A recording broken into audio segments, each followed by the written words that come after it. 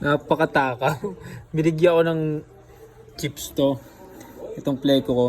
Tapos pinigyan ko na siya ng isang buong shrimp.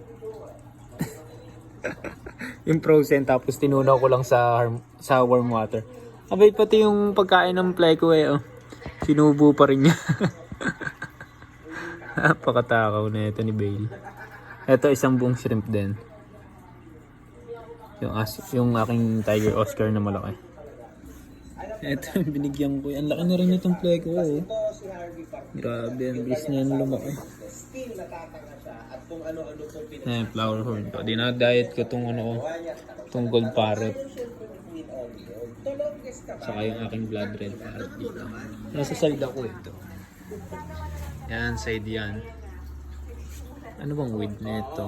Parang 13 ata. Ay, hindi, 13. 20. Ayan. Basta ako.